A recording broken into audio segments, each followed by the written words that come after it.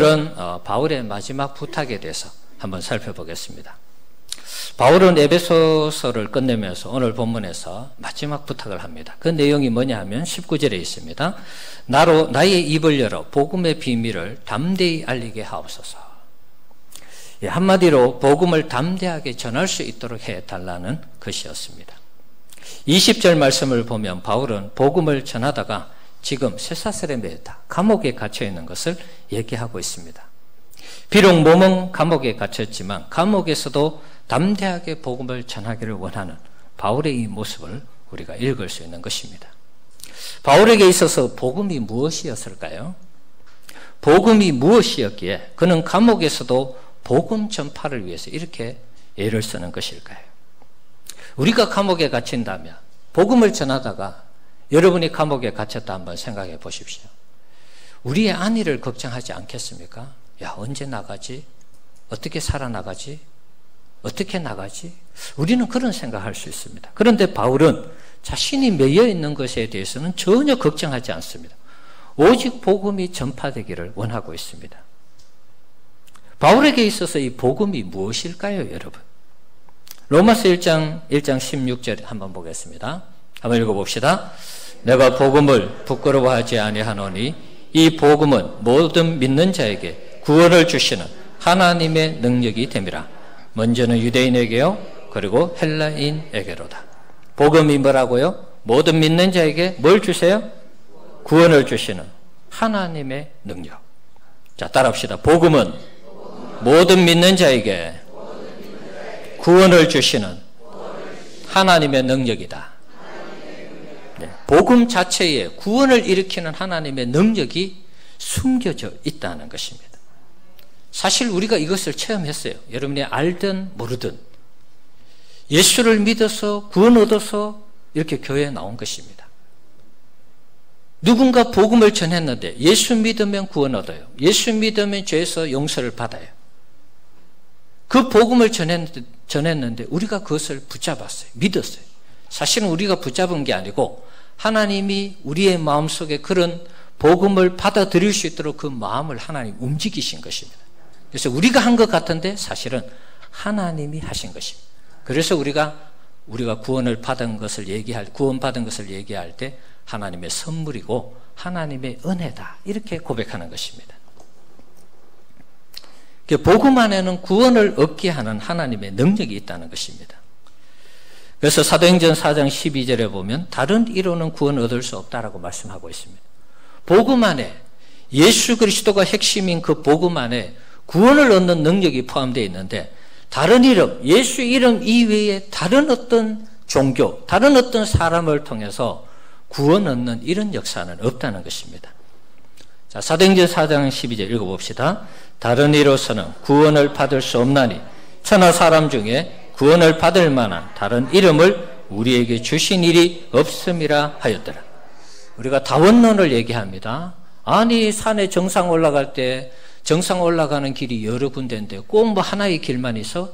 구원받는 거 예수만 믿어서 구원받냐? 석가모니도 믿고 알라도 믿고 뭐 이것도 믿고 저것도 믿고 다 믿으면 다 하늘에 정상에 가면 다 만나는데 꼭 교회만 다녀야 되고 꼭 예수만 믿어야 되느냐? 그렇게 얘기하는 사람이 있습니다. 자, 성경은 그렇게 말하고 있지 않습니다. 다른 이름을 주신 일이 없다라고 말씀하고 있습니다. 예수를 믿어야만 구원받는 것입니다. 예수를 통해서 구원의 능력이 나타나는 것입니다. 바울은 이것을 깨닫고 죽기 살기로 복음을 전했습니다. 바울에게 있어서 복음의 대상자는 따로 없었습니다.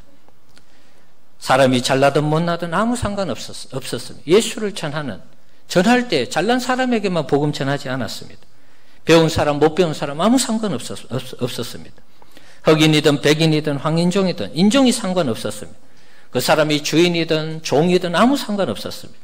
민족과 인종을 초월해서 복음이 필요한 사람마다 바울은 가서 복음을 전한 것입니다.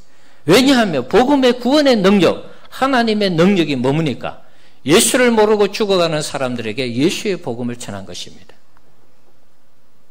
그러니까 만나는 사람들마다 이 구원의 능력을 베풀기를 원했습니다. 그래서 바울에게는 전도 대상자가 구별이 되지 않았습니다. 고린도전서 9장 말씀 한번 보겠습니다. 자, 이 말씀을 보시면 한번 읽어볼까요? 내가 모든 사람에게서 자유로우나 스스로 모든 사람에게 종이 된 것은 더 많은 사람을 얻고자 함이라. 유대인들에게 내가 유대인같이 된 것은 유대인들을 얻고자 함이요 율법 아래 있는 자들에게는 내가 율법 아래 있지 아니하나 율법 아래 있는 자같이 된 것은 율법 아래 있는 자들을 얻고자 함이요 율법 없는 자들에게는 내가 하나님께는 율법 없는 자가 아니요 도리어 그리스도의 율법 아래 있는 자이나 율법 없는 자와 같이 된 것은 율법 없는 자들을 얻고자 함이라. 약한 자들에게 내가 약한 자와 같이 된 것은 약한 자들을 얻고자 함이요 내가 여러 사람에게 여러 모양이 된 것은 아무쪼록 몇 사람이라도 구원하고자 함이니. 자, 바울은 유대인들에게 가서는 유대인들처럼 전도하고 헬라인들, 이방인들에게 가서는 이방인들처럼 복음을 전했습니다. 우리가 볼 때는 저 사람 좀 이상한데 왜 사람이 이랬다가 저랬다 그래? 이렇게 얘기할 수 있어요. 바울이 이 바리새인이었잖아요. 유대교에 정통했습니다. 그러니까 유대인들에게 복음을 전할 때는 정통 유대인들처럼 복음을 전했어요. 그런데 이방인들에게는 이 율법과 전혀 상관없이 복음을 전했어요. 그러니까 어떨 때 보면 바울이 이랬다 저랬다 하는 것처럼 보일 때가 있습니다. 그런데 바울의 관점이 무엇입니까? 어떻게 해서든 모든 사람에게 복음을 전해서 예수를 믿게 하느냐, 거기에 초점이 맞추어져 있었습니다. 바울에게 있어서 그런 의미에서 이 전도 대상은 제한이 없었습니다. 인종과 민족을 초월했습니다. 그래서 복음을 전하다가 본의 아니게 많은 시련을 당했습니다. 유대인들에게 오해를 받아서 돌에 맞아 죽을 뻔도 했고요. 또 유대인들에게 늘 쫓겨 다녔습니다. 복음을 전할 때마다.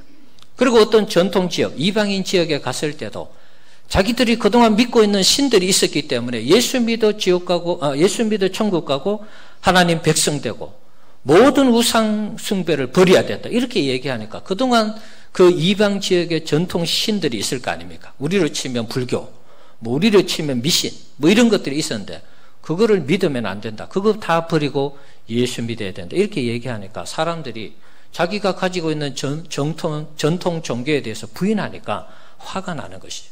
옛날에 우리도 기독교를 그래서 핍박하고 박해하지 않았습니까?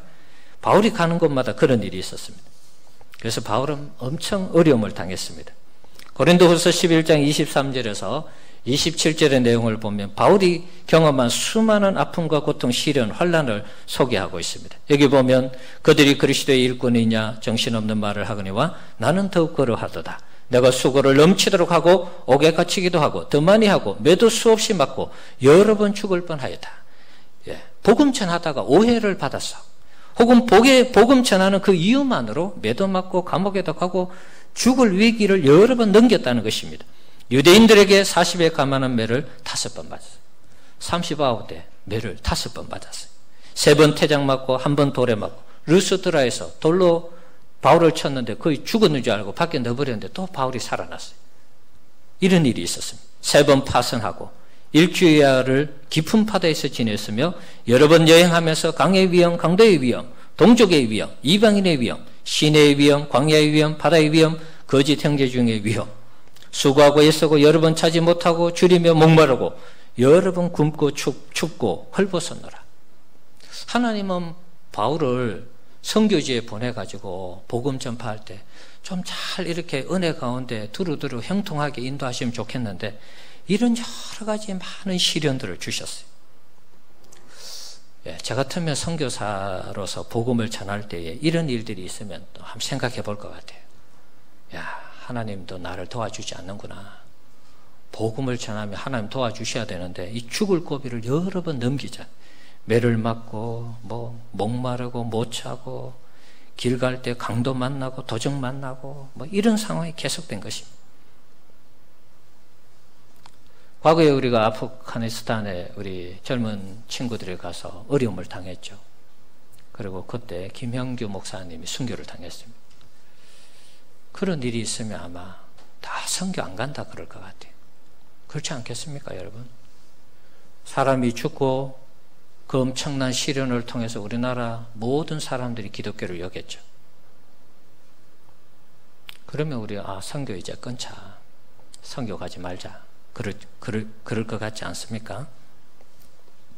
그런데 바울은 이런 일을 당해도 계속 전도하는 것입니다. 선교하는 것입니다.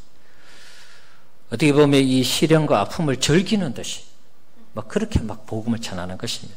이러니까 세상이 감당하지 못하는 것입니다. 자기가 죽는다고 해도 복음을 전하는데 어떻게 세상이 감당하겠습니까, 여러분? 사도행전 14장에 아까 말씀드린 것처럼 루스드라에서 복음을 전할 때 돌에 맞아 거의 죽을 뻔했습니다. 다음날 그런데 벌떡 일어나서 드베라는 곳에 가서 복음을 전하는데 많은 사람들이 제자가 되었습니다. 참 어떻게 이럴 수가 있는가? 새벽에 이 말씀을 전하면서 또다시 도전이 되는 것입니다.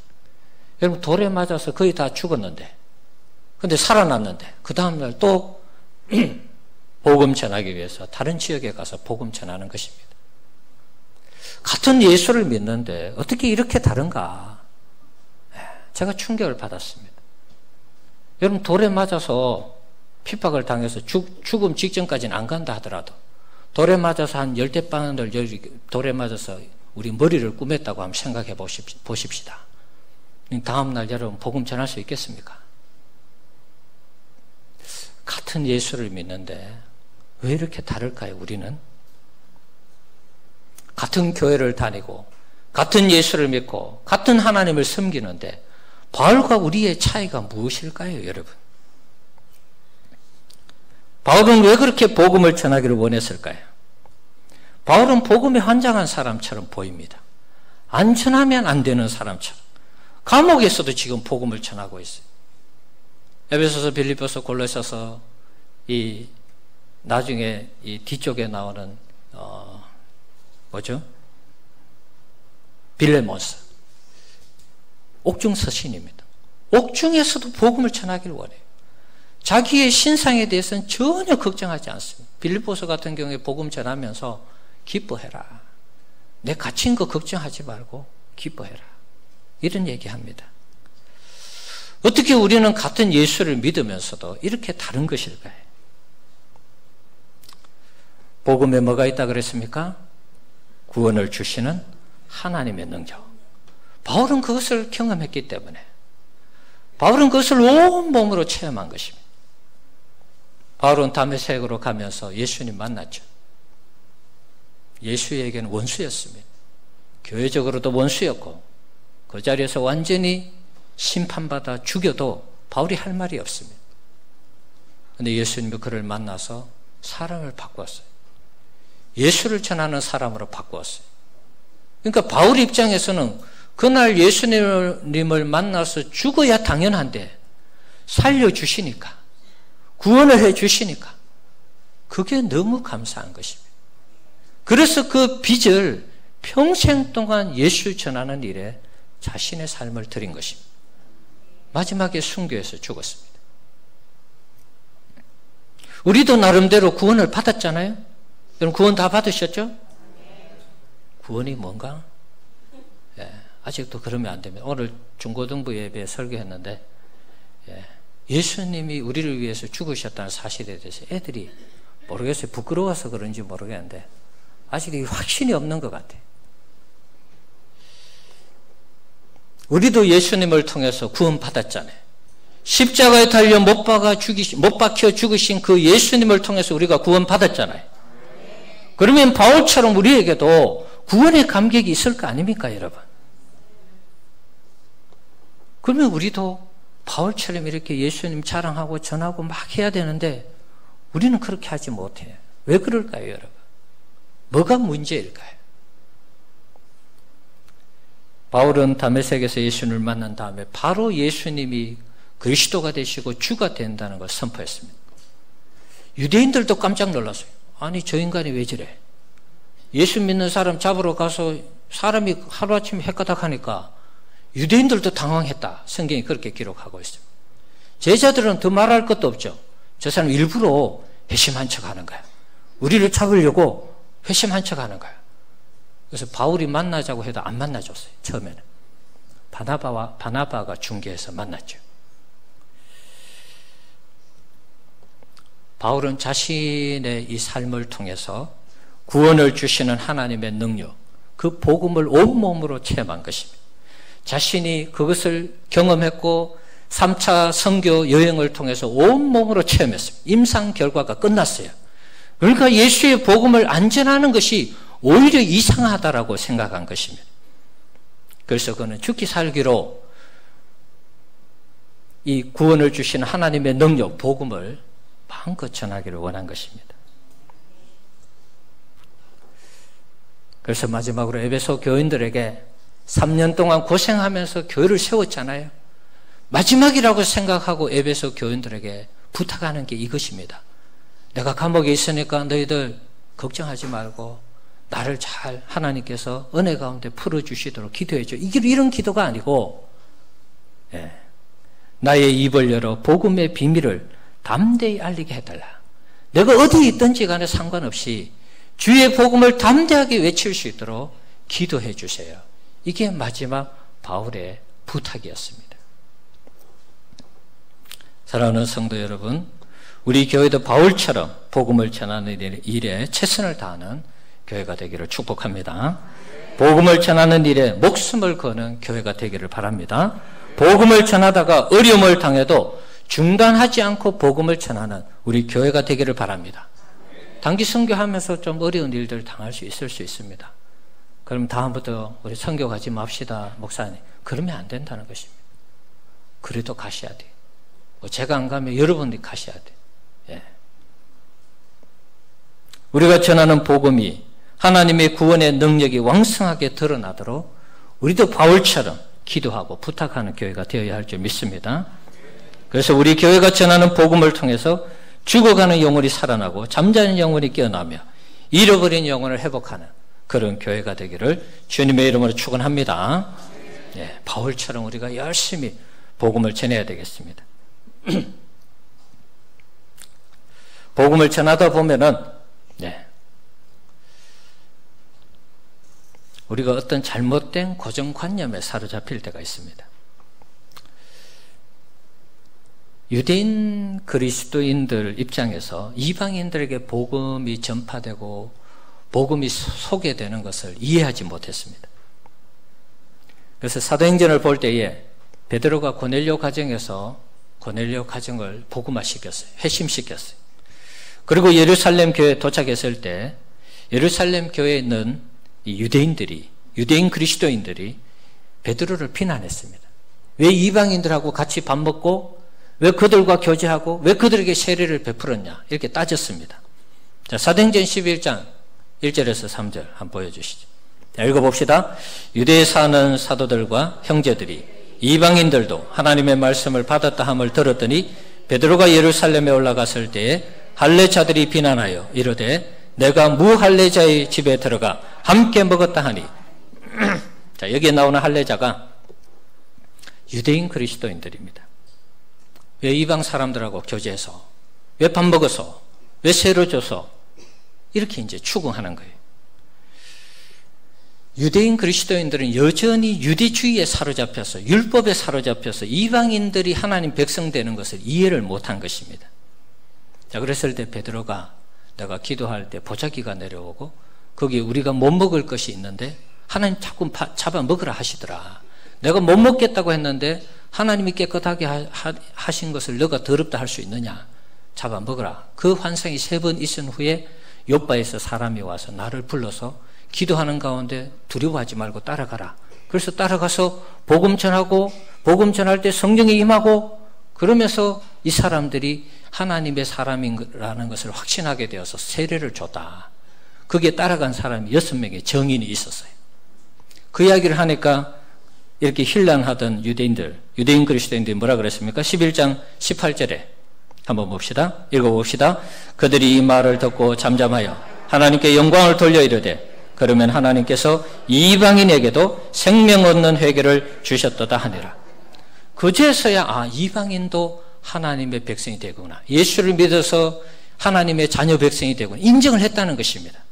그리고 나서 어떤 일이 있었느냐 하면 스데반이 죽어서 다 흩어졌을 때 몇몇 사람, 구브로에 있는 섬에 있는 사람, 구레네 아프리카에 있는 사람들이 수리아 안디옥이라는 지역에 가서 복음을 전했는데 헬라인, 이방인들에게 복음을 전했는데 예수를 믿는 역사가 나타났어요.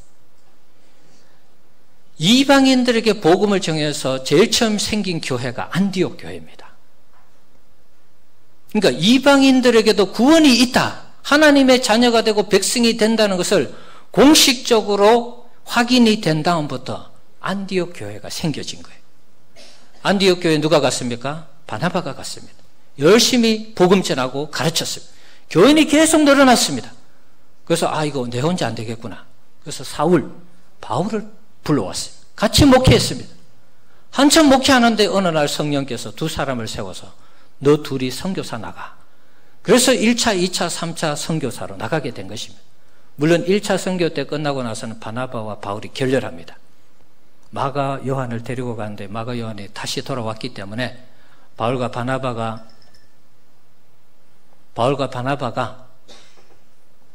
그 일로 인해서 다투면서 결별해요.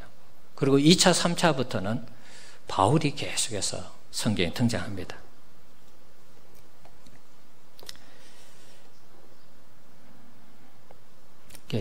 세계 선교를 이 안디옥 교회가 감당한 것입니다. 예루살렘 교회가 세계 선교를 감당한 게 아니고 이방인 교회에서, 이방인들이 주축이 되는 그 교회에서 바울과 바나바를 파송해서 세계 선교를 감당하고 그것이 유럽의 복음이 전파되는 그런 계기를 마련한 것입니다. 사랑하는 성도 여러분, 우리 교회도 바울처럼 안디옥 교회처럼 그렇게 멋있게 쓰임받는 교회가 되기를 바랍니다. 복음에 어떤 능력이 있는지 우리가 먼저 체험하고 경험해야 되겠습니다. 그래서 이 복음의 능력을 가지고 바울이 꿈꾸던 우리의 입을 열어서 복음의 비밀을 담대하게 전하는 바로 그 교회가 우리 교회가 되어야 할 줄 믿습니다.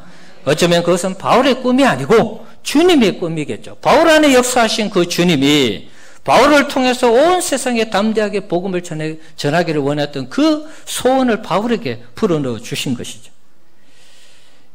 그 소원 우리에게도 주셔서 입을 열어서 바울처럼 담대하게 복음을 전할 수 있도록 우리 백석교를 사용하시고 우리를 사용해달라고 여러분 그렇게 기도하고 소망하고 소원하는 우리 성도님들 되시기를 바랍니다.